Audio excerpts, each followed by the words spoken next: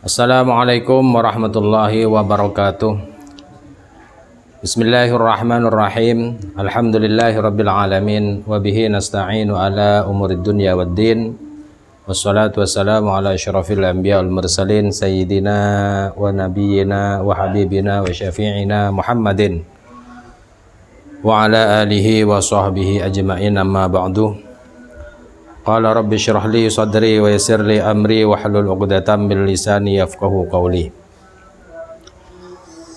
Para pemirsa ngaji di rumah saja yang dimuliakan Allah, alhamdulillah kita sekarang memasuki bulan suci Ramadan dengan harapan semoga dengan kita melaksanakan bulan suci Ramadan, yaitu puasa di bulan Ramadan, kita diberikan ampunan oleh Allah Subhanahu wa taala, sehingga semua balak-balak yang sedang menimpa dunia internasional saat ini segera diangkat oleh Allah Subhanahu wa taala, sehingga kita bisa ngaji kumpul kembali. Amin ya rabbal alamin.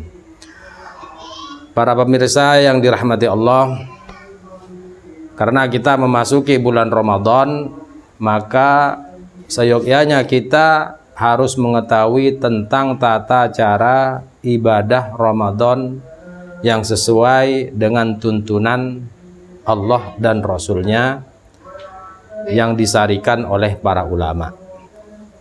Yang mana yang saya akan bacakan ini sebuah kitab karangan seorang ulama. Langsung saja. Arkanus Shaumi. Ini adalah tentang menerangkan atau bahasan tentang rukun-rukunnya puasa. Apa yang dinamakan rukun? Rukun itu adalah sebuah tonggak yang mana apabila puasa tidak melakukan atau tidak melaksanakan salah satu rukun yang akan disebutkan ini, maka puasanya dinyatakan tidak sah atau dinyatakan bukan puasa. Selanjutnya lisaumil wajibi ruknani. Bagi puasa yang wajib, ruknani ada dua rukun. Jadi rukunnya puasa itu ada dua. Apabila salah satu atau kedua-duanya tidak dilakukan, maka puasanya tidak sah. Huma an-niyatu. Yang pertama atau salah satunya, dua dari rukunnya puasa itu, an-niyatu adalah niat. Wa yushtaratu iqa'uha lailan qoblal fajri. Dan disyaratkan berniat melaksanakan niat puasa lailan di waktu malam. Artinya di waktu malam qoblal fajri, sebelumnya terbitnya fajar shadiq atau sebelum masuk waktu subuh. Jadi yang dinamakan malam adalah mulai dari maghrib atau terbenamnya matahari hingga terbitnya fajar shadiq atau masuknya waktu subuh. Jadi kalau niat puasa di luarnya itu, artinya sebelum maghrib atau setelah terbitnya fajar, maka puasanya tidak sah. Tapi yang sah indal jumhuri, menurut pendapatnya ulama jumhur, artinya sebagian besar ulama menyaratkan niat puasa itu di waktu malam. Walakinnaha tasihu indal hanafiyah fi shaumil muayyani qabla zawali. Akan tetapi ulama Hanafi menganggap sah niat puasa tidak di waktu malam, tapi puasa itu fi shaumil muayyan, di dalam puasa yang telah ditentukan. Bagaimana berniatnya? Qabla zawali, as-sah berniat sebelum tergelincirnya matahari atau sebelum masuknya waktu zuhur. Jadi shaumil muayyan itu adalah seperti puasa Ramadan atau puasa Senin, puasa Kamis dan lain sebagainya.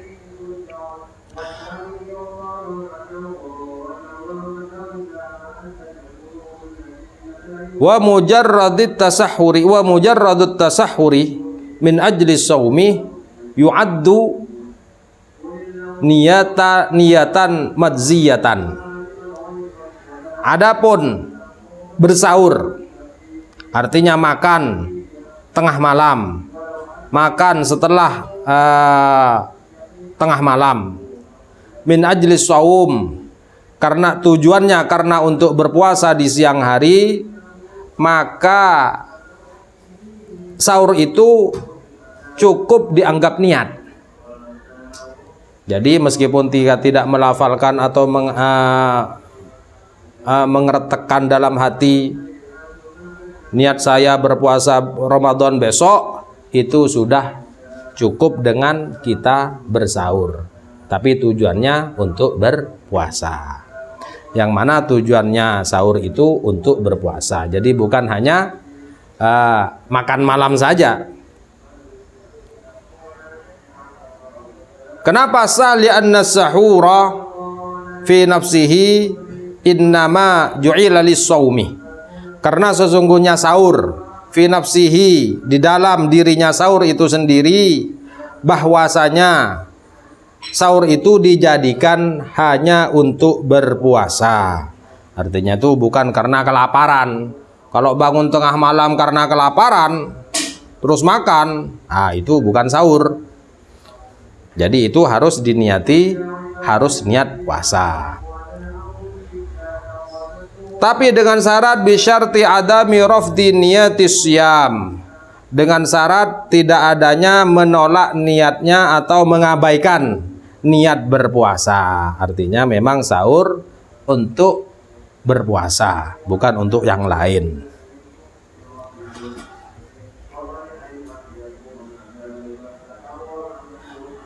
Bisyarti adami rafdi niyatis syiyami ba'da tasahhuri, dengan syarat tidak adanya mengabaikan niat puasa setelah sahur. Wa yakunu likulli yaumin min ramadhana niyatun mustaqillatun tusbiquhu.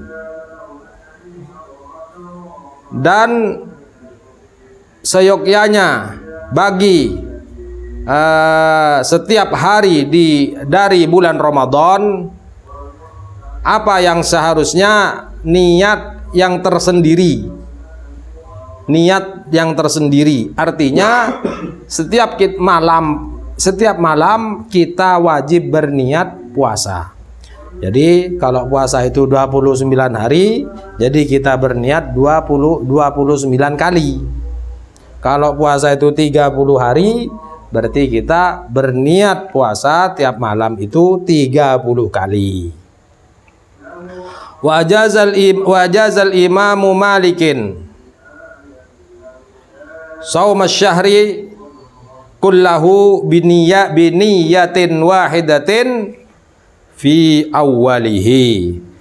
Dan membolehkan Imam Malik puasa sebulan penuh, seluruhnya bulan, dengan satu kali niat, tapi di awalnya puasa.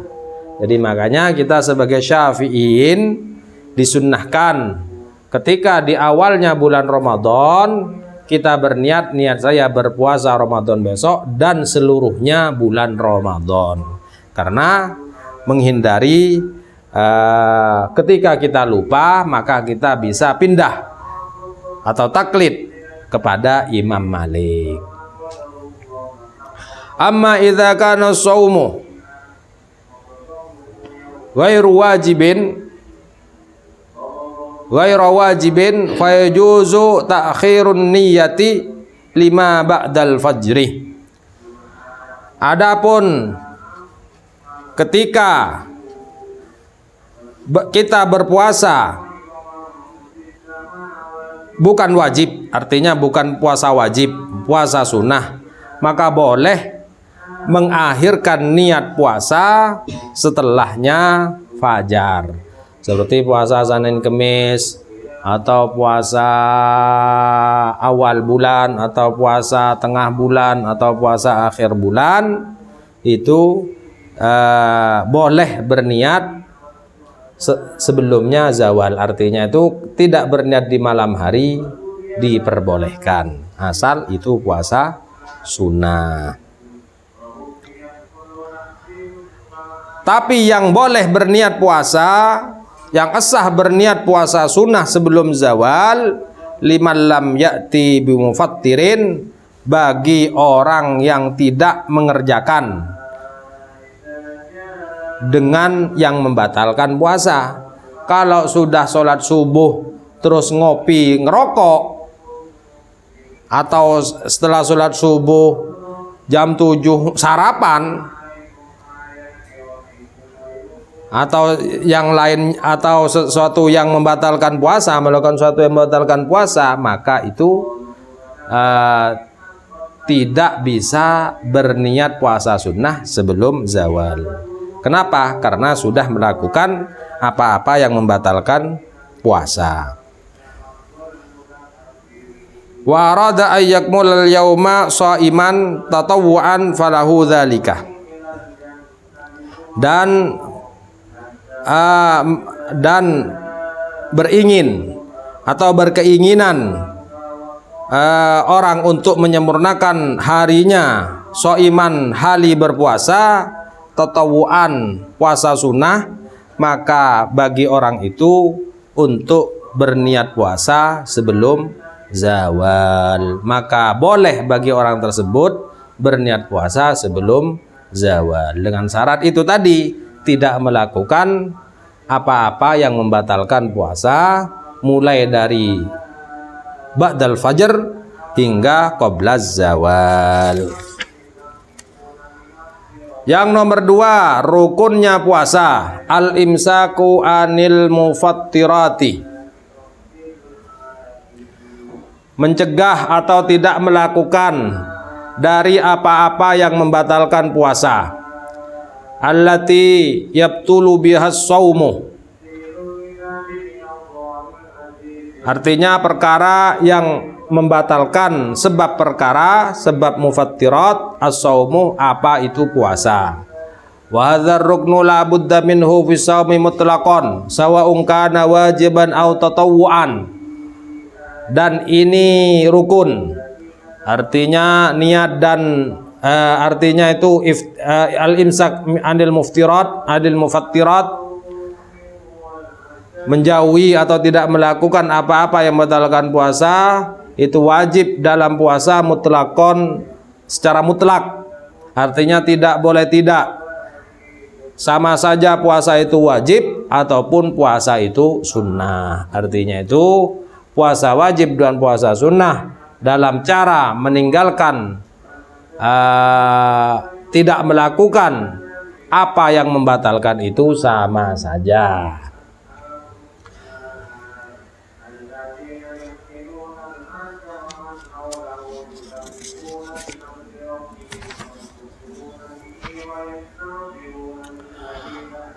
Mubtilatus shaumi al-mufattirat. Bab ini menerangkan tentang apa-apa yang membatalkan puasa. Tanhasiru mubtilatus shaumi fima yali. Terangkum apa-apa yang membatalkan puasa dalam apa yang akan saya bicarakan atau Yai Musannef bicarakan.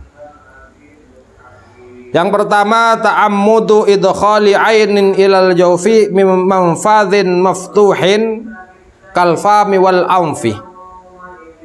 Menyengaja memasukkan sesuatu yang bisa terasa, contohnya seperti nasi atau air atau makanan apapun, ilal jawfi, kepada atau terhadap jauf atau lubang yang tembus kepada perut, yakni mimmanfadhin maftuhin, dari lubang yang terbuka, contohnya kalfami seperti lisan atau mulut, wal anfi dan hidung, wala tu'tabarul ainu dan tidak termasuk mata, manfadhan maftuhan tidak termasuk manfat atau lubang yang terbuka atau yang tembus kepada perut. Jadi apabila mata kita berperah atau kemasukan air, maka itu tidak membatalkan puasa, karena lubang mata itu tidak termasuk pada manfaat yang tembus kepada atau terhadap perut. Wa kadza masamul jildi, dan sama seperti hukumnya mata itu adalah pori-pori kulit. Artinya itu kita suntik atau berendam di air sampai berjam-jam hingga air itu masuk ke pori-pori kulit, itu juga tidak membatalkan puasa. Karena apa? Pori-pori kulit ini tidak termasuk manfaat yang tembus kepada perut.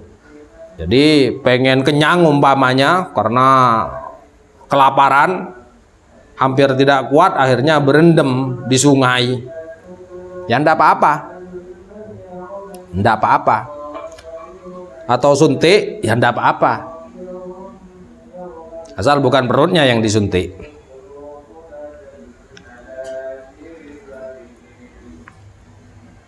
Jadi mimmanfadhin maftuhin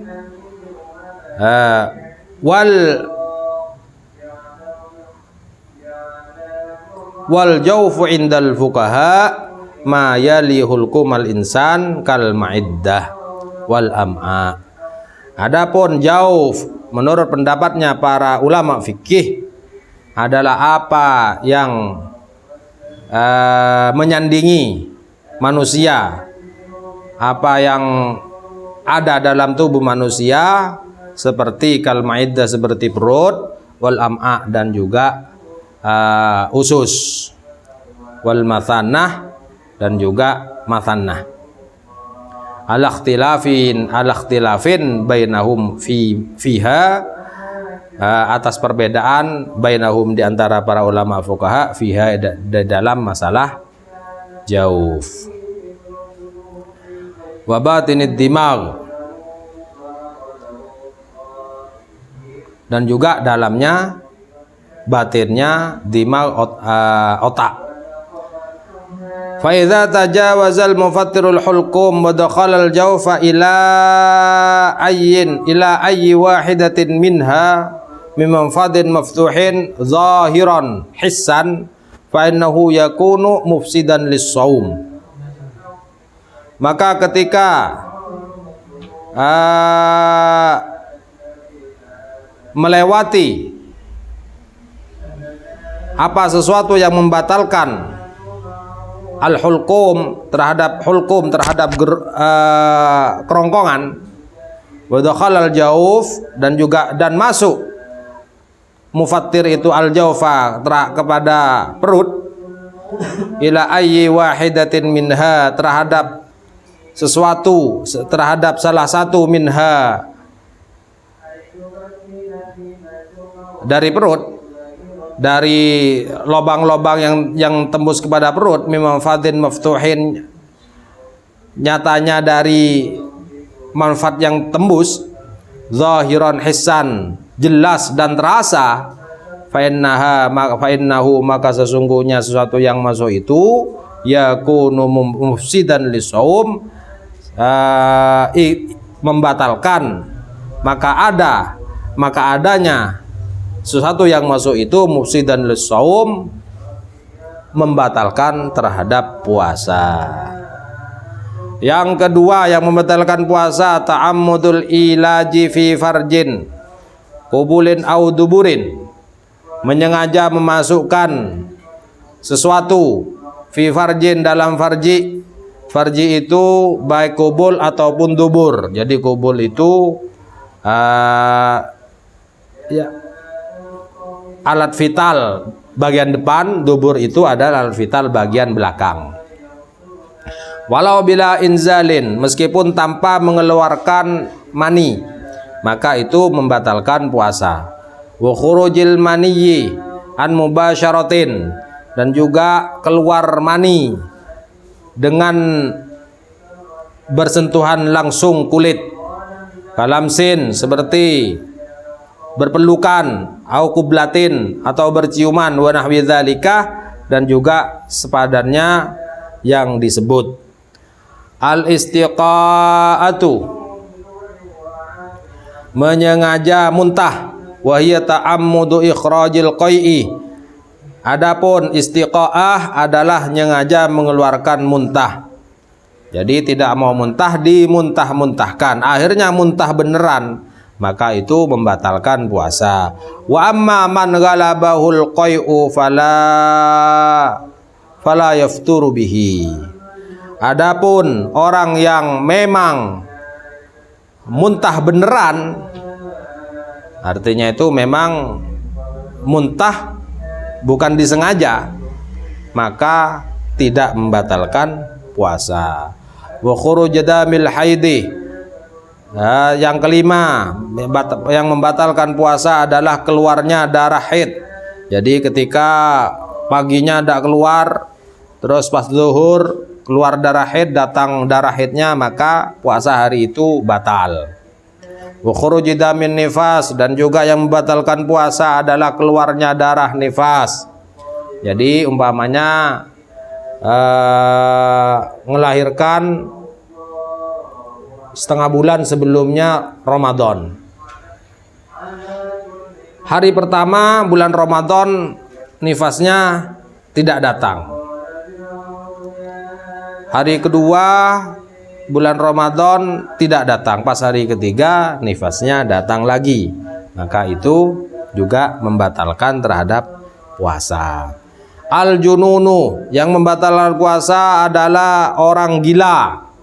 Jadi meskipun sebentar, meskipun 1 menit, gilanya cuma 1 menit, tetap membatalkan terhadap puasa. Warriddatu, ar-riddatu, waliyadzubillah. Dan yang terakhir yang membatalkan puasa adalah murtad atau keluar dari Islam, baik dengan fi'li atau dengan qauli atau dengan zihni atau dengan qalbi.